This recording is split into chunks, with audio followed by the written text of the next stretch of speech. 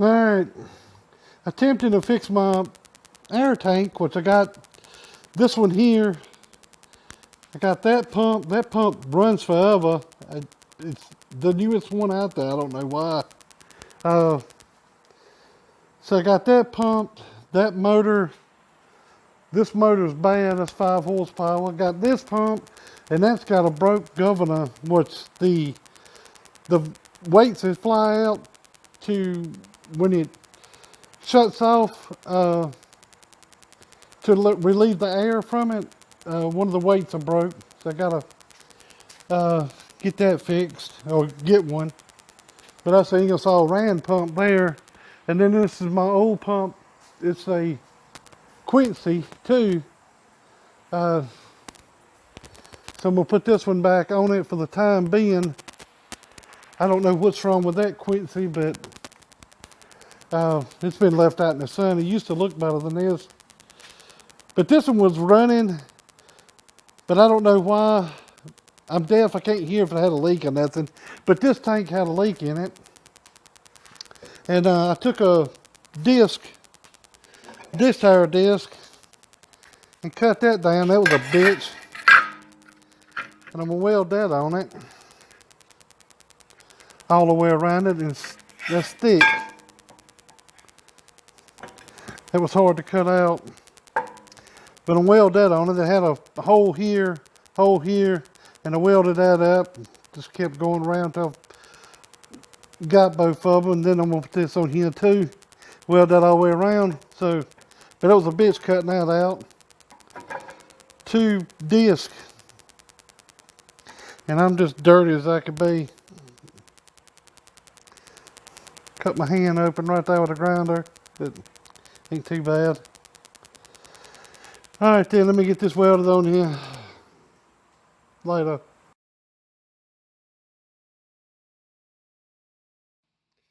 Alright, it's on now. Welds don't look too bad. It overlapped a little bit. I'm getting to where I can't see. And getting around this thing, it overlapped and I couldn't see it. It got extra thick there. But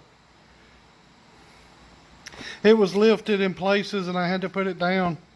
The welds didn't look bad. It was just, I had to clean this all up so I can paint it. Hopefully. Maybe that'll keep it from rusting. But it's puffing a little smoke out there.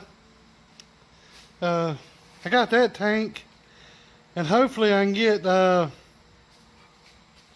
this pump here on that one. But it's got a seal right here. I'm gonna put another seal on it. It was leaking. I cleaned this out. Took the pressure washer and cleaned all that out. And like I said, the governor is has a pulley for it. The governor, one of them's broke. At least I'm gonna call it a governor. It ain't a governor. What this does is when it's running, they sling out, and that little piston goes in, and this little valve right here comes in and lets the air by, I guess. Anyways, this is for hard starts.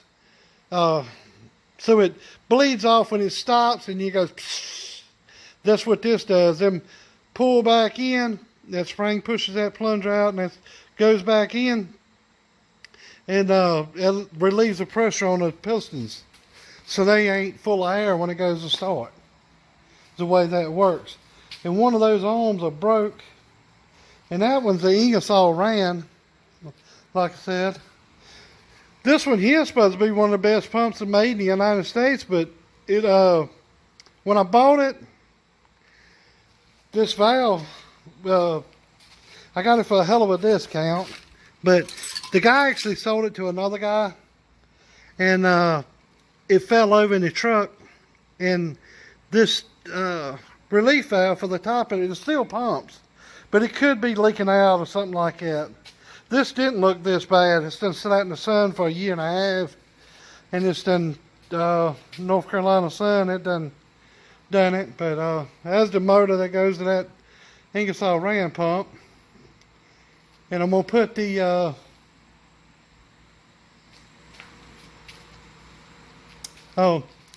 using my car lift to pull that up. This is the other 5 horsepower motor.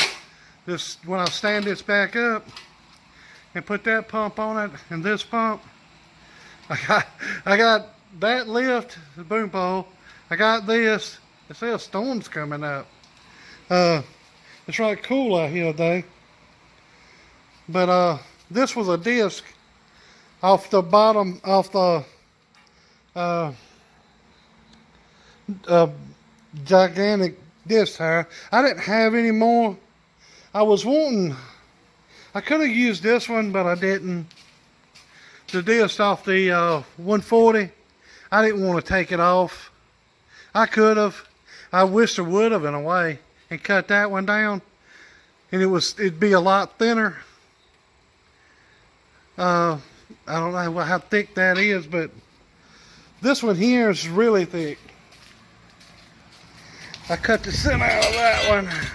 I was hoping, went up to a friend of mine's house, and I was hoping he had some that he done wore down even more than this, but it's all I had. But he's got a gigantic disc tire. He's got a 170 horsepower tractor, pulls it 150, 170 horsepower. So yeah, I'm just as dirty as I can be. I gotta go in the house, get cleaned up. It was I'll get cleaned up out here before I go in there.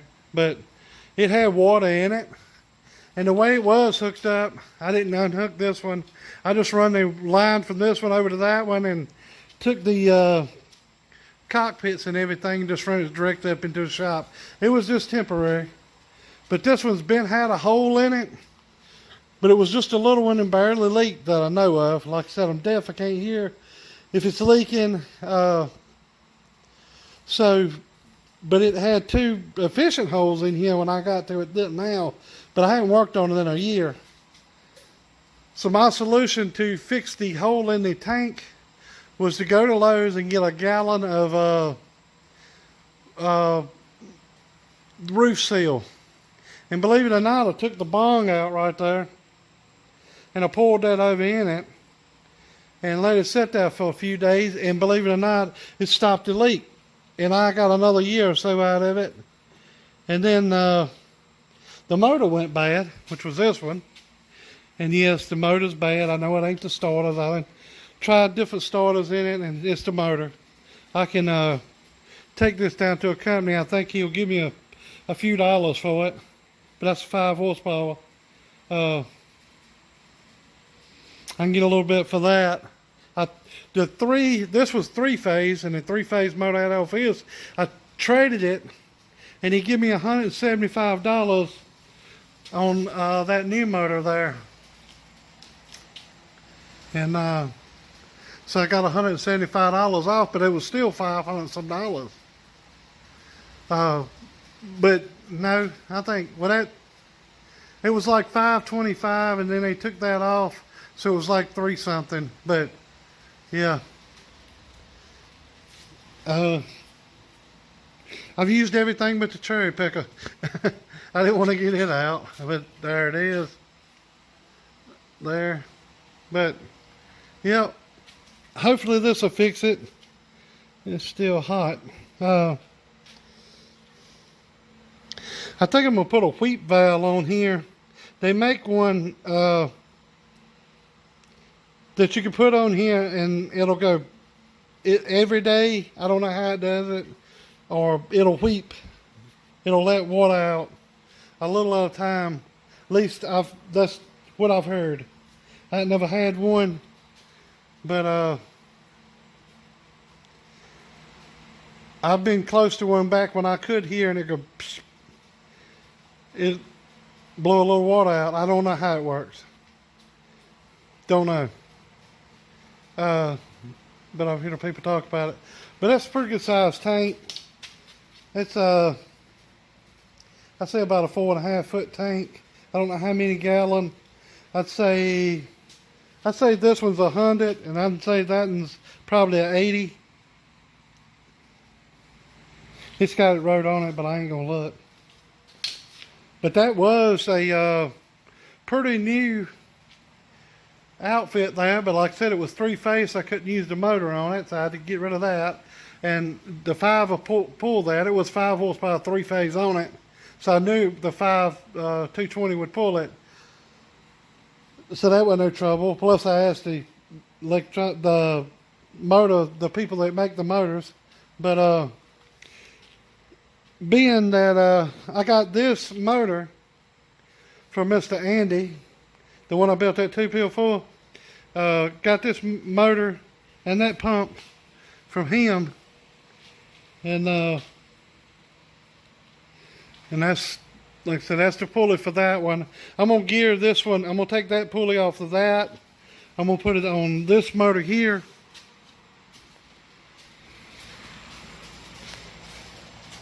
I'm gonna take this little pulley off and put that bigger one on and speed this pump up a little bit. This pump, I have run it up to 200 PSI, no problem.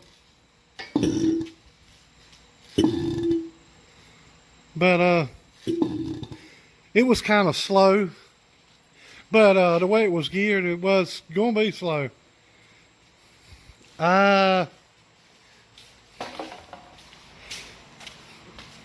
See, this was the pulley off of it. This is a lot bigger than the ones on it, but it ain't big as that the other one over yonder.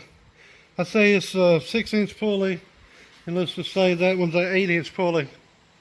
That'll speed it up, get it more to 1-to-1, but it won't be 1-to-1. It'll be about 3-to-1, which speed it up a lot more than probably, let's say that one's probably 5-to-1. And if I put this one on there, it's going to be about 7, 8, or 9-to-1. So it'll be 9 turns of this per 1 on that one. So I got to see if I can find me or make something up. That one's been on out God knows how long. Look at the clouds.